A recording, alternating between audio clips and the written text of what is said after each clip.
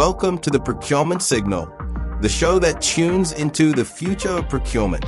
In every episode, we dive straight into how modern teams are transforming supplier relationships, elevating vendor management, tackling supplier risk, and driving real sustainability impact.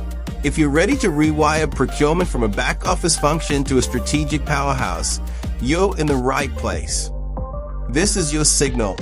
Amplify what procurement can be. Today, we're tackling perhaps the most fundamental challenge in supplier risk management. Where do we even begin? With hundreds or even thousands of suppliers and with so many different risk types, assessing it all can feel like a huge challenge. It's like trying to monitor every wave in the ocean for a potential tsunami. You'll drown in data before finding a signal. That's why this episode is dedicated to defining the radar, setting your risk scope. Before you can effectively manage third-party risk, you must understand what risks you're looking for, where you're looking, and why. Without a clearly defined scope, your efforts will be scattered and ineffective. So, let's establish a foundational principle. Not all suppliers are equal, and therefore, not all suppliers require the same level of risk scrutiny. This brings us to the first crucial step in defining your radar, supplier segmentation model based on criticality. Many organizations fall into the trap of a one-size-fits-all approach, sending the same questionnaire to all suppliers. This quickly leads to survey fatigue and a massive backlog of unanalyzed data. Instead, we need to strategically segment our supplier base. I like to think of it in tiers, almost like concentric circles around your core business. Think about it: the local coffee shop versus your sole source provider for a critical component. The risk profile and required scope of assessment are dramatically different. Following the establishment of your supplier segmentation model, the next step is to define the what. What type of due diligence will be conducted for every supplier segment?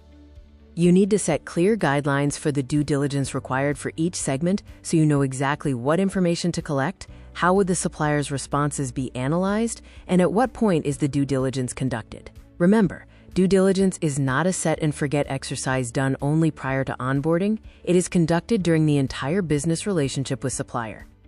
You do this because risk is not static, it is constantly evolving with time.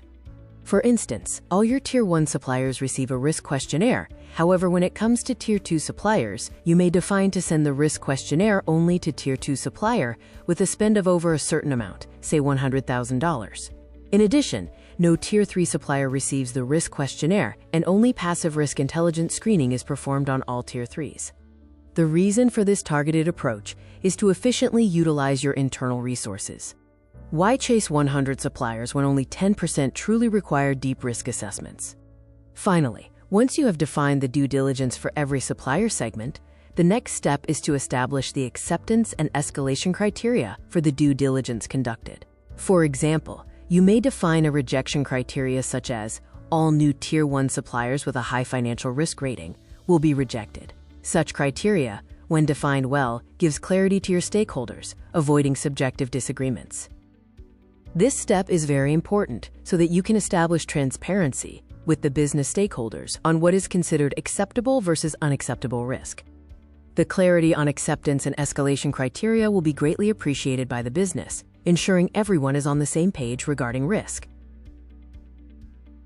Let's recap the 3 steps to setting your supplier risk scope. Number 1, define a supplier segmentation model tuned to your suppliers and organization. Number 2, define due diligence that needs to be conducted per segment. And number 3, establish clear acceptance and escalation criteria as an outcome to due diligence. Remember, escalation criteria will mean rejection for new suppliers, but for existing suppliers, escalation criteria becomes risk management. Thanks for tuning in to the Procurement Signal. If you enjoyed today's episode, share it with a colleague. They'll thank you later.